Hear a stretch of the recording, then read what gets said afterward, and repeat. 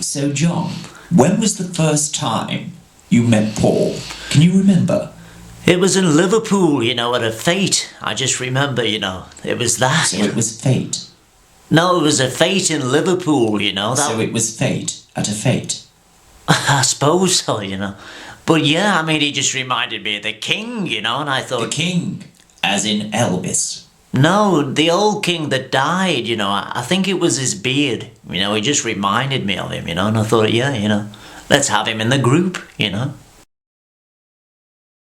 Because, in those days, it was all pretty embarrassing, the music, that they were giving us was, and it was Tommy Steele, and Marty Wilde, and Harry Hailstone. I don't know if you remember him, he came from Hale in Liverpool, and he sang The Little Cow, It was just wrong, but that's what we were listening to, Oh, little cow sitting in the field, every day I see you shudder. If you were mine, I'd take you home and love you like no other, like no other, like no other.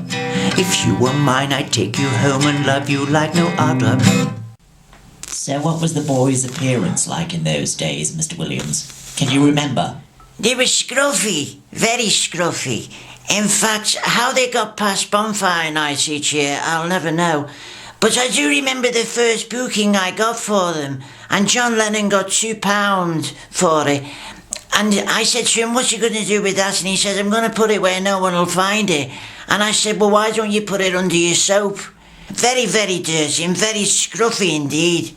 And then George came along, He was always younger than me, and I do remember Mimi saying she could never get John out of the bathroom, Yes, well, my parents had exactly the same trouble with me when I was a teenager. No, I don't mean that. What I meant was he liked the acoustics and and he used to practice his guitar. And I don't think it pleased his Uncle George too much, to be honest with you. Ain't she sweet? I see her walking down that street. Would I ask you very confidentially? Ain't she sweet? You're not so sweet though, are you, Uncle George? Can I open the window? Paul, so is it true in those days you had a terrible time trying to find a decent drummer? It's true, but then we found out from John that he knew somebody called Bestie. And so, we told Alan. Ah, you mean Pete Best? Well, that's what we thought, but Alan got mixed up because he wasn't the brightest spark. And he phoned George Best up. And George was a footballer. He was playing for Manchester United at the time as an apprentice. And he'd never seen a drum kit in his life. But he came down and he auditioned and it was embarrassing. But, it's something that happened, And we asked him later on if he'd like to be a fifth Beatle. And he said yeah. And it was fine, I remember Paul McCartney asking me what my coordination was like, so I asked him if they had a tennis ball, so I could show him what I could do. Georgie, Georgie, they call you the Belfast boy. Georgie, Georgie, they call you the Belfast boy. And they say, Georgie, Georgie, keep your feet on the ground. Georgie, Georgie, when you listen to the sound. Georgie, Georgie, put a light on your name. Hey, hey, hey, play the game. Play the game, boy, play the game. But it wasn't what they were looking for, So when did you first realise that the boys were getting tired of you? Well, there was little things I just realised that they were getting tired of me, There were just little things that they were doing that made me realise that they wanted me out, just... Such as? Well, for instance, if I went round to John's house, his Aunt Mimi would scrub out the letters on the welcome mat. Different things like that made me realise. And then, of course, they went and got Epi. And, of course, that changed... Do you mean Brian Epstein? No, I don't mean him. I mean Epi, who was Pete Best's mate. He suffered from epileptic fits, and he didn't even last for 5 minutes, to be honest with you. It was a bloody waste of time. So, Brian, when you first heard the boys, were you immediately taken in by them? Yes, I was. And I remember I went home to Queenie, and I said, Queenie, I've seen these boys, wonderful boys, and I think I want to manage them. And It was... Ah, Queenie. Is that your mother?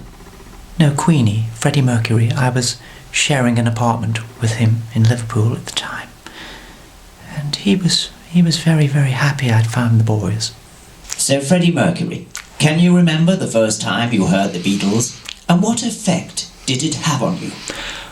Well, I thought they were different. Yes, I did like that, I must say. And they had plenty of oomph, and it was different. It was so nice at that time, So you mean something you could get your teeth into?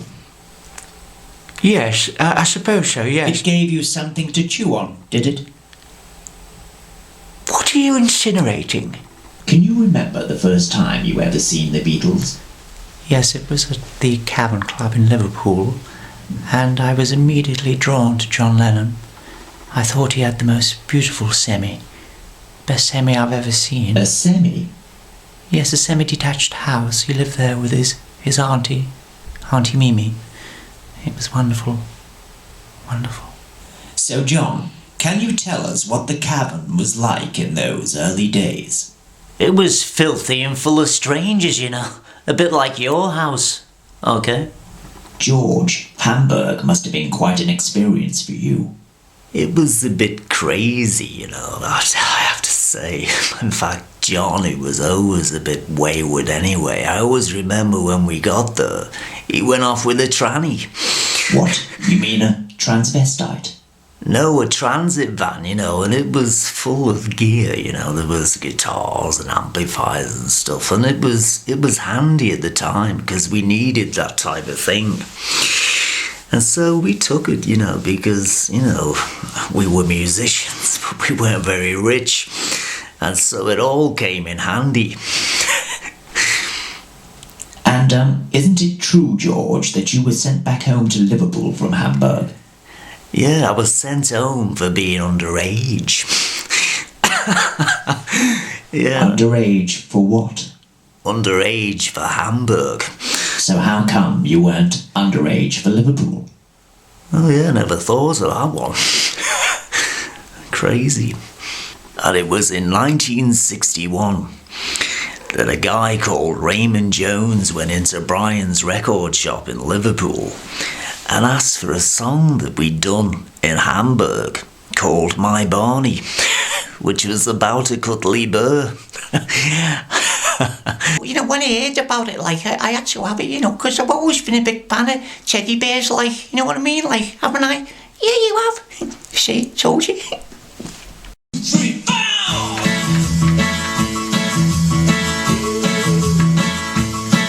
My bunny, he doesn't have emotions. My bunny, he doesn't make a scene. Whoa, my bunny, I give him my devotion. Oh yeah. So don't take my furry friend from. Don't take my furry friend from. Don't take my furry friend from me.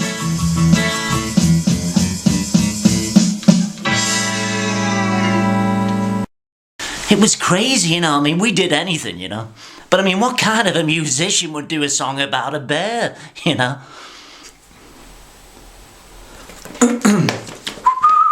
We asked the partially deaf Alan Williams why he thought Pete Best was sacked. Well, don't quote me on this, but I do believe that one of the reasons that he was sacked was because he wanted the boys to wear feather suits, and they weren't too happy.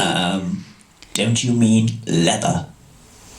And another reason was because Pete had more curls than Paul. He wasn't happy. Don't you mean more girls? And also, Pete wanted to be nudie. And you can't have that in a group. Your drummer wanting to go. I'm sorry. Don't you mean moody? And also, he was better cooking. Better. I think you mean better looking. But that's only what I've heard.